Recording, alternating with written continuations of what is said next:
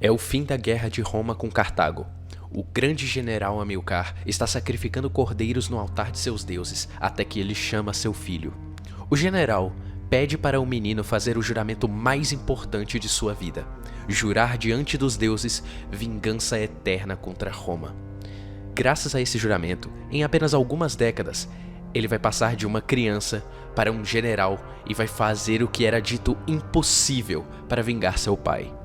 Essa é a história do invencível Aníbal Barca, o pesadelo de Roma. O ano é 247 a.C.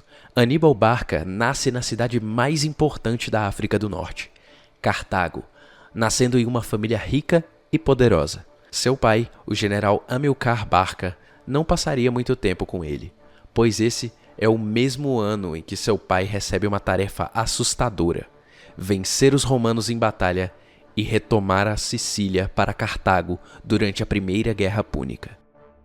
Hamilcar foi um excelente general, fazendo uma defesa importantíssima das cidades de Drépano e Lilibeu de sua base no Monte Eryx. Mas apesar da boa campanha de guerrilha na ilha, nenhum esforço adiantou. O controle dos romanos nos mares era simplesmente muito forte, muito eficiente e, o mais importante, incomodava as pessoas certas dentro de Cartago.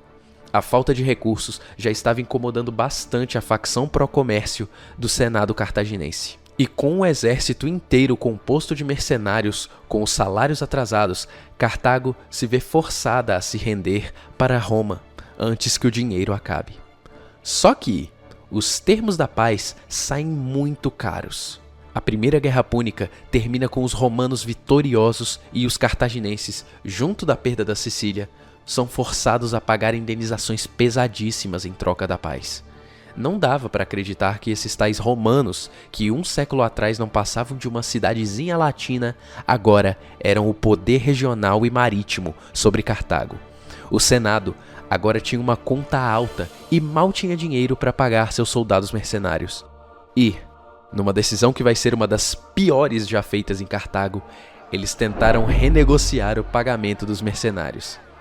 Quando os mercenários descobriram que o Senado estava tentando negociar um desconto com o exército, eles se rebelaram contra Cartago. Imagine lutar numa guerra com um salário atrasado, sobrevivendo apenas das promessas de pagamento desses ricos em Cartago, e agora ouvir conversas sobre renegociar dívidas. É óbvio que o exército se rebelou quase que instantaneamente, e Hamilcar, que um ano atrás estava ao lado a lado com seus 20.000 homens, agora lidera outros mercenários para matar seus antigos companheiros e acabar com a revolta. O Senado Púnico, não querendo repetir o mesmo erro, acabou sendo forçado a pagar outros mercenários para lidar com os mercenários caloteados. 3 anos depois, e a guerra tinha sido vencida por Hamilcar. Essa foi com certeza uma das piores pechinchas de toda a história. E Hamilcar sabia muito bem disso. O Senado, que estava louco para se livrar do general insatisfeito, aceita a proposta dele mesmo de expansão e colonização na Ibéria. Afinal, se tem alguém que pode derrubar o Senado, com certeza é o amado e respeitado Hamilcar Barca.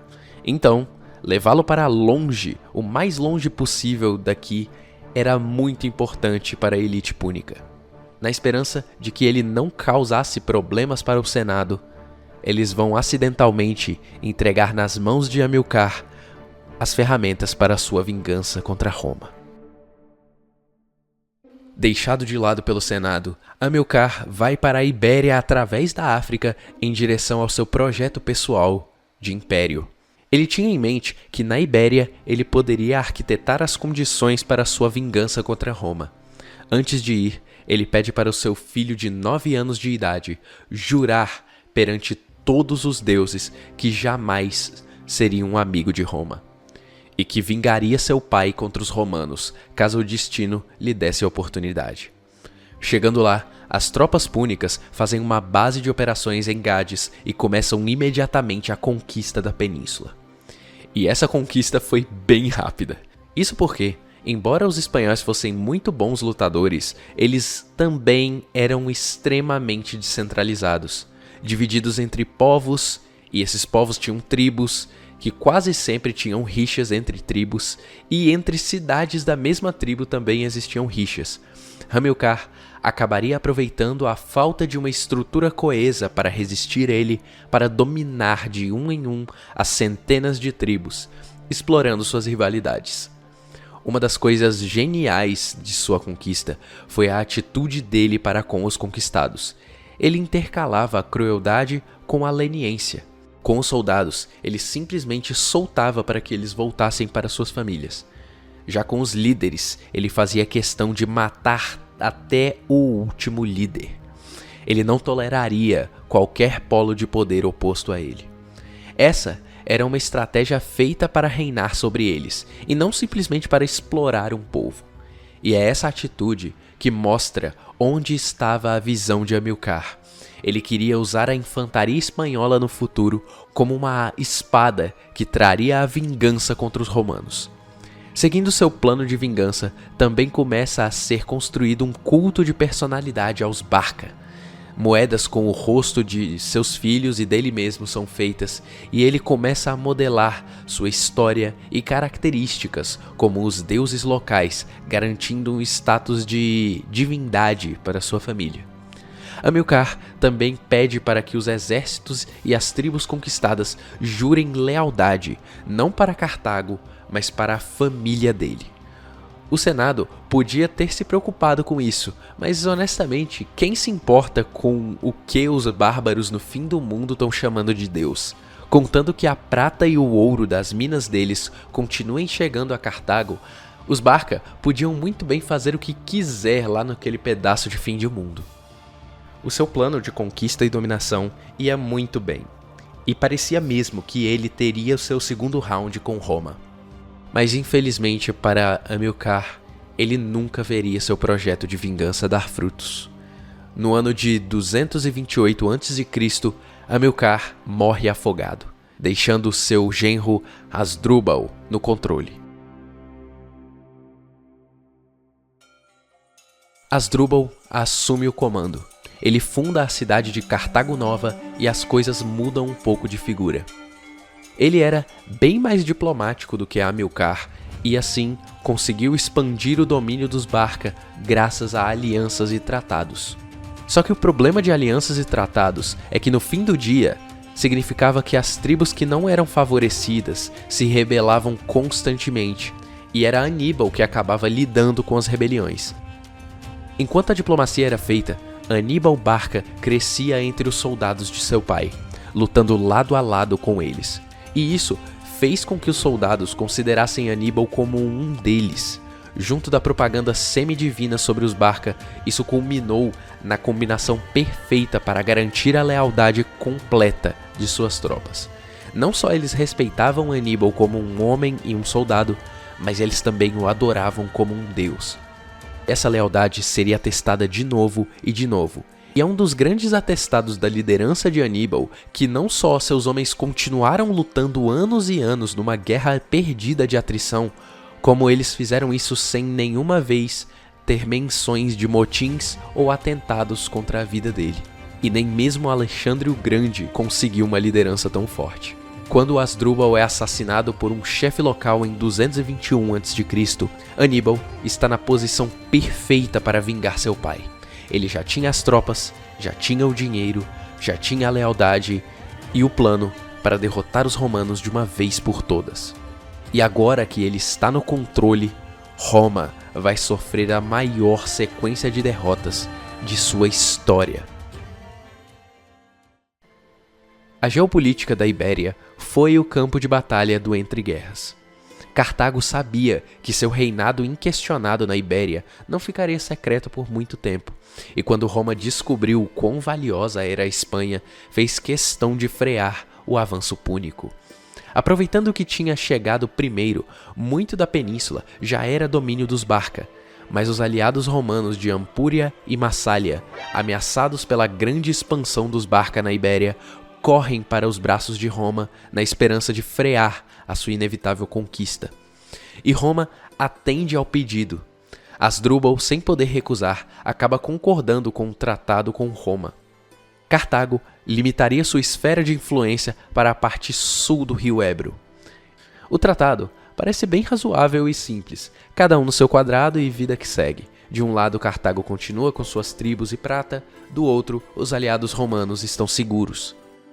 Porém, os romanos tinham deixado um truque debaixo desse tratado, uma desculpa plantada para que, no futuro, os romanos tivessem a desculpa perfeita para tomar a Espanha dos púnicos.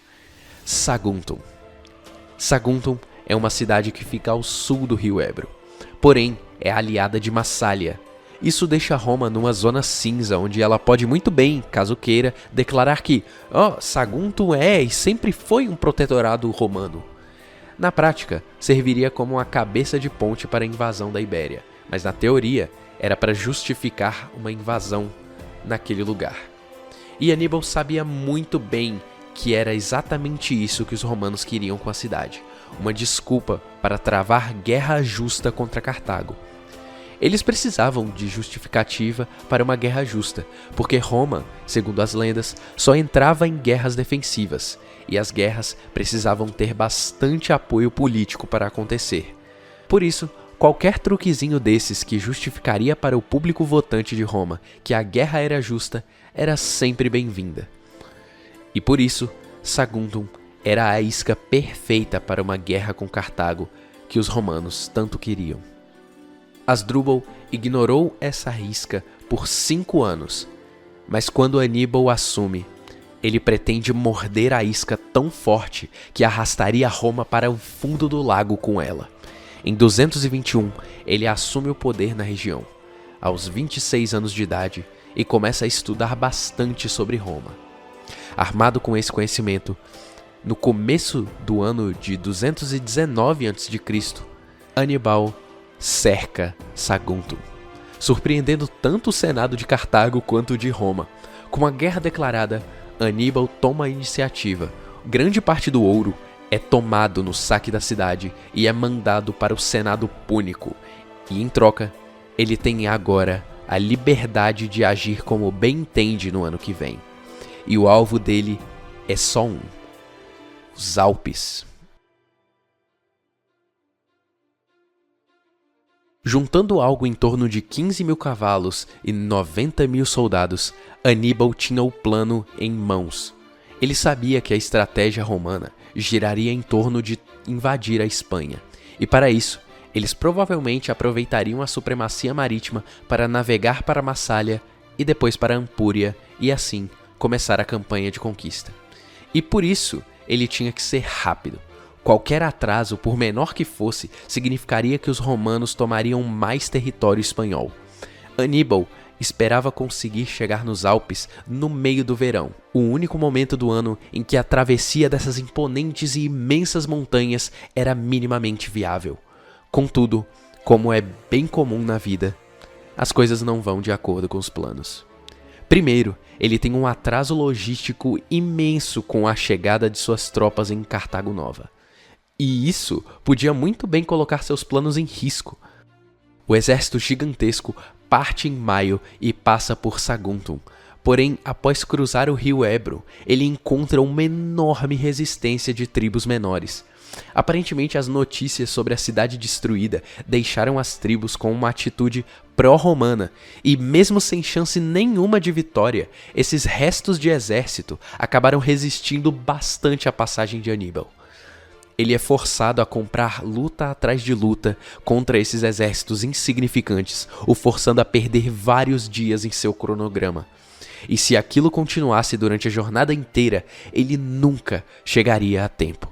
Sem saber, os tribais estavam quase impossibilitando o plano de Aníbal, e algo tinha que ser feito ou eles perderiam a janela da passagem dos Alpes. E o pior, talvez os romanos já estivessem a caminho para atacar suas terras.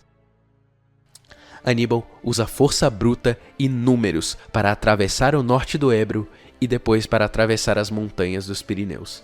Mas, quando chega do outro lado, ele começa a repensar sua estratégia. O exército nunca chegaria a tempo se ele tivesse que lutar com cada tribo que entrasse no seu caminho. Convencido de que a diplomacia era a solução, ele convoca as lideranças gaulesas em Rucino e banha eles em presentes. Ele elogia, suborna, faz de tudo para garantir a passagem fácil de seus exércitos. E deixa bem claro que o inimigo aqui são os romanos, e não os gauleses. Sem esses contratempos, talvez ele tivesse tempo suficiente, mas seria apertado, e seus homens precisariam correr se quisessem atravessar os Alpes antes das neves caírem.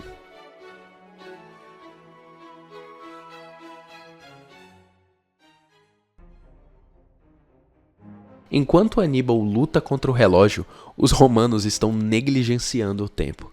E eles tinham uma boa razão para fazer isso. Os púnicos não tinham exércitos muito grandes e sempre precisavam de mercenários. A força deles na Primeira Guerra Púnica vinha justamente do controle dos mares, que agora são controlados por Roma.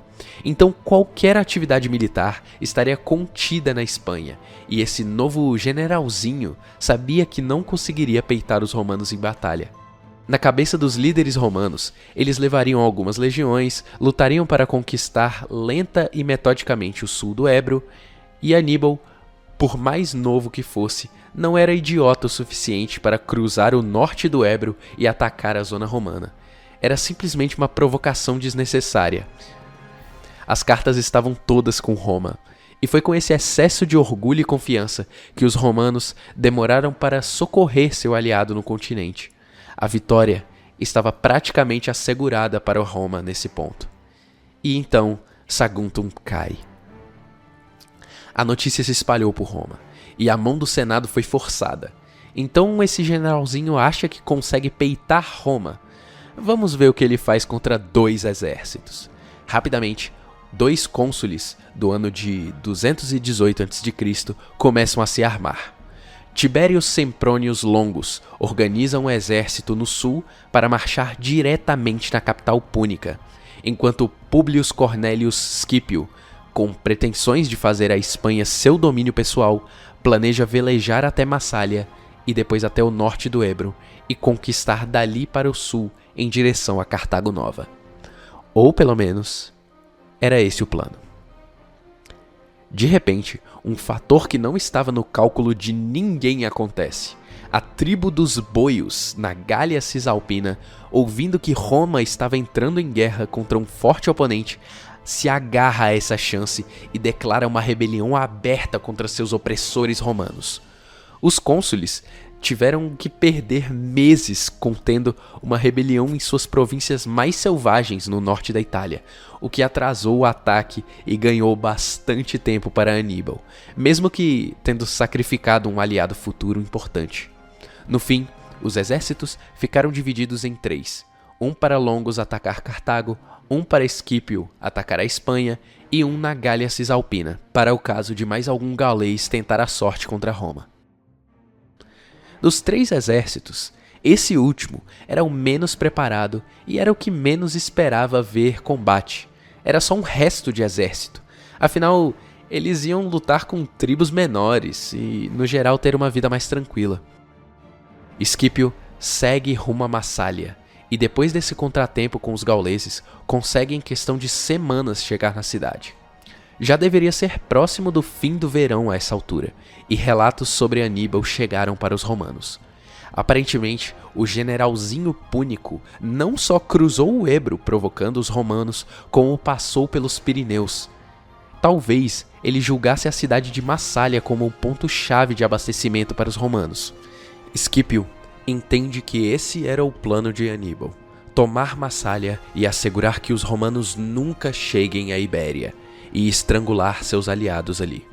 Contudo, Scipio tinha certeza de que quando Aníbal passasse pelo território gaulês, ele teria que lutar todo dia contra uma tribo diferente. Esses bárbaros são incapazes de diplomacia e Aníbal nunca chegaria a Massália antes do inverno. Ou, pelo menos era isso que ele achava, porque enquanto ele acampava em Massália e se preparava para proteger a cidade de Aníbal, ele já estava a apenas 4 dias de distância seguindo o curso do rio Ródano, tentando atravessar o rio. Nesse meio tempo, um contingente grande de seu exército desertou ele, e não querendo perder mais tempo, punindo ou tentando convencê-los a ficar, Aníbal os deixa ir embora e segue em direção aos Alpes. A janela de tempo estava ficando muito apertada. Já era quase o fim do verão e nada das montanhas. Seus soldados, todos acostumados com o calor e a secura das savanas do norte da África e do sul da Ibéria, tiveram muita dificuldade na travessia dos pântanos do sul da Gália. E eles finalmente chegam ao Ródano, um ponto importante para se chegar a Roma. E se eles não tivessem mais contratempos, talvez sua travessia aconteceria a tempo do começo do outono. Mas, novamente, o destino seria cruel com os planos de Aníbal. Um exército tribal grande estaciona do outro lado do rio, impedindo o grande Aníbal de fazer a sua travessia.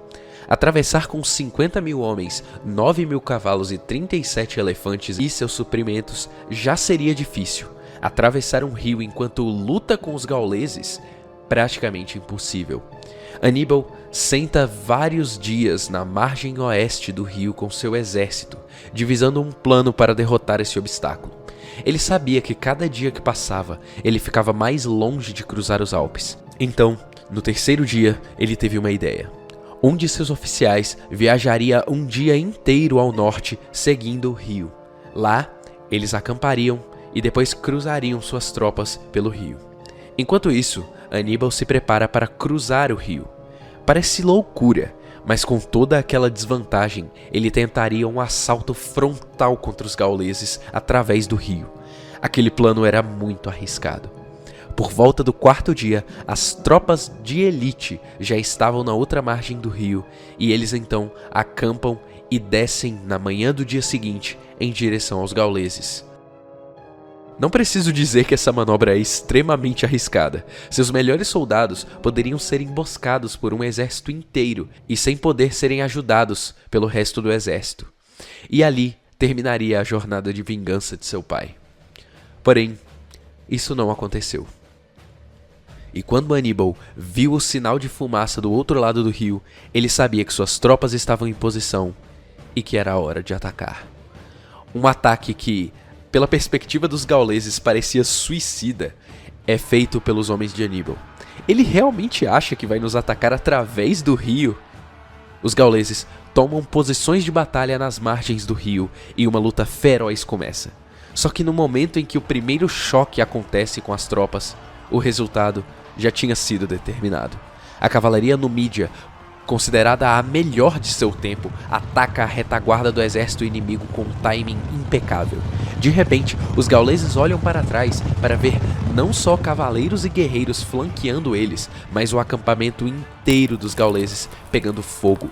Aprisionados entre o rio, um exército, uma cavalaria e o fogo, após alguns minutos de luta, eles tomam a única decisão inteligente e correm por suas vidas. O uso da rápida cavalaria numídia era o triunfo de Aníbal, e essa manobra flanqueando vai ser uma dor de cabeça para todos os seus inimigos. E aqui vemos a genialidade de Aníbal sendo demonstrada pela primeira vez.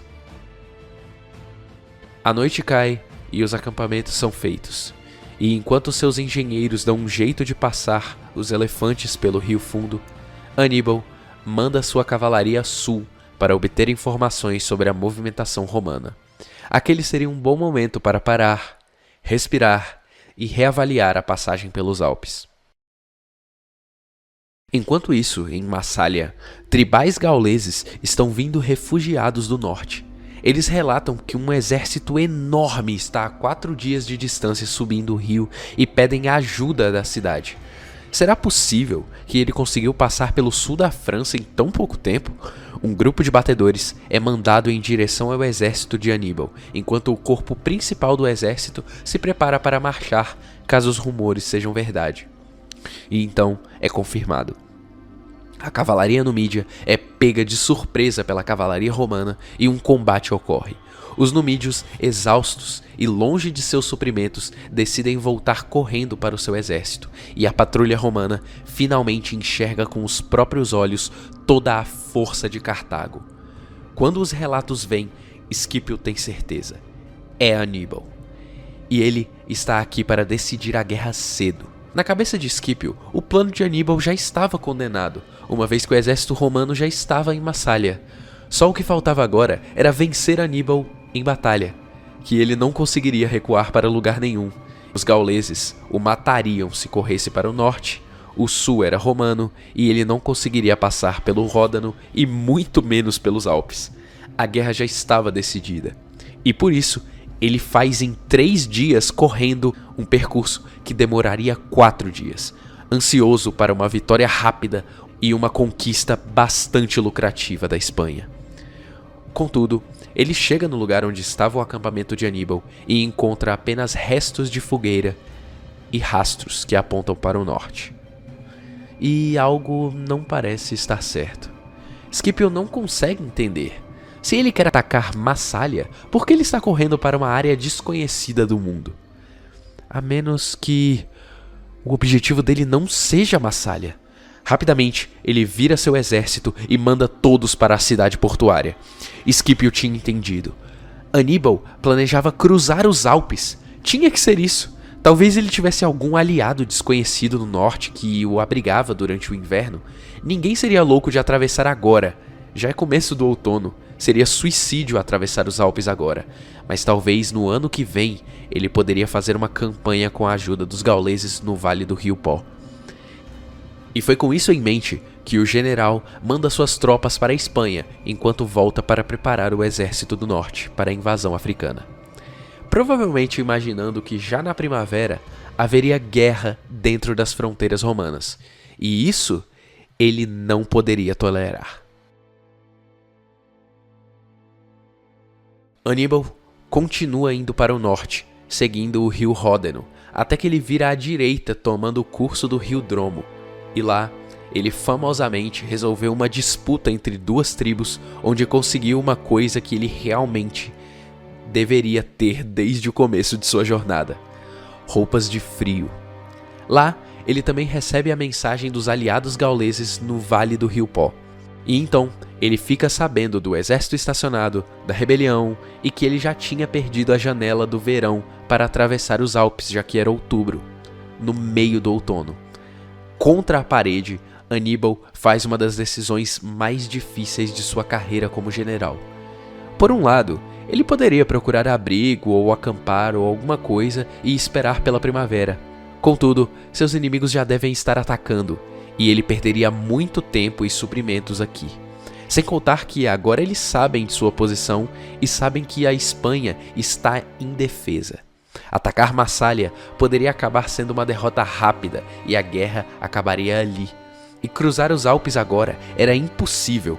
Muitos morreriam e ele nem tinha certeza de se conseguiria chegar do outro lado. Talvez a guerra já tenha acabado e talvez ele nunca vingue seu pai.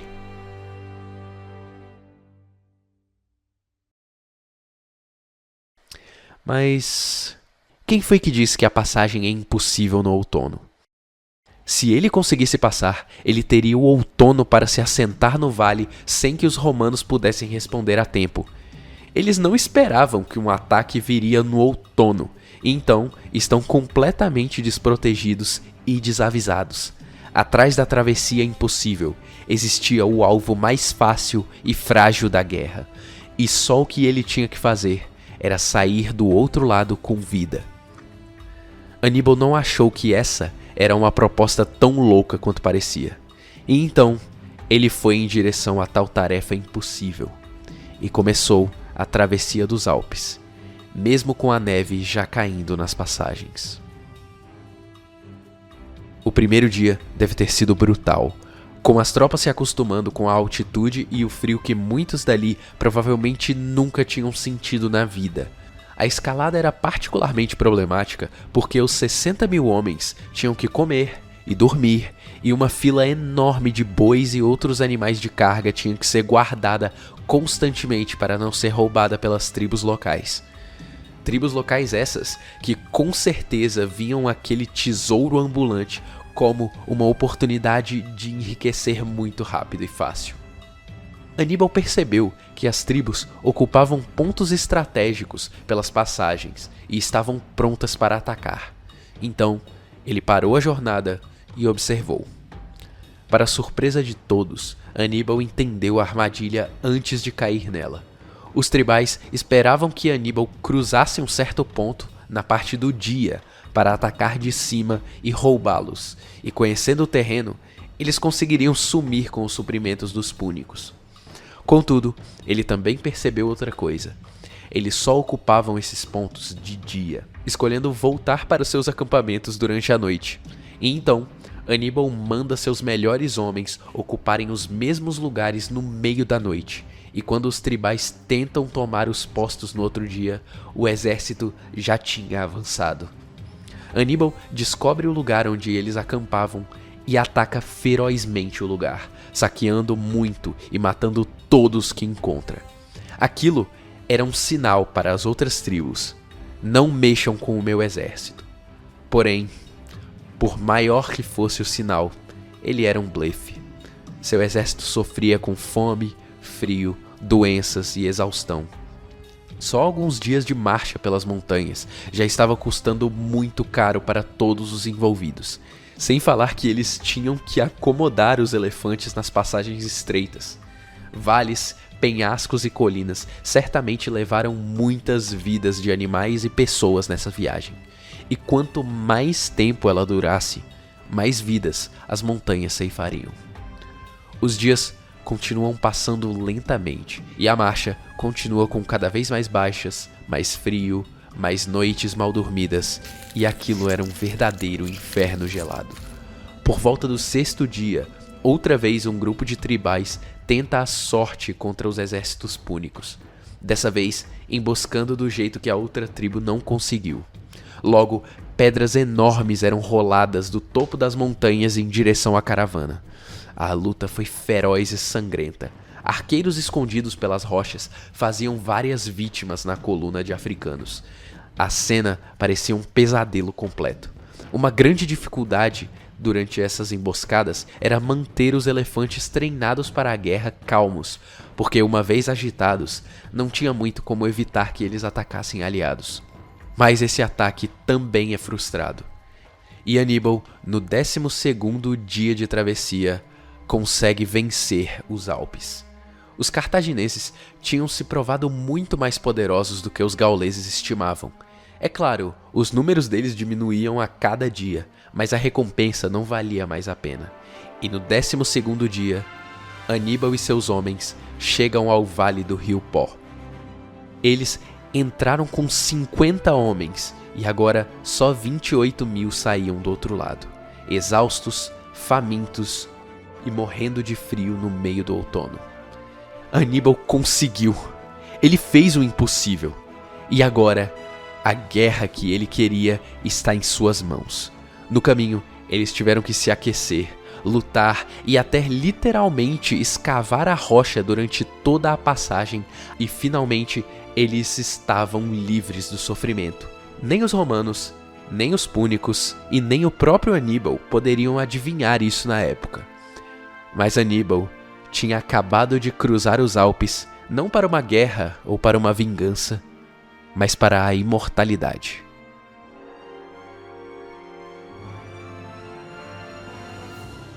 Esse vídeo foi um oferecimento do Senado de Cartago. Seja você também um rico comerciante do Mediterrâneo na era clássica, doando para a continuação desse canal. Os vídeos saem antecipados para você, assim como o meu novo projeto do podcast, caso vocês se interessem, é uma boa. Fique atento para o episódio 2, onde Aníbal vai travar 2 batalhas insanas contra os romanos. E até a próxima.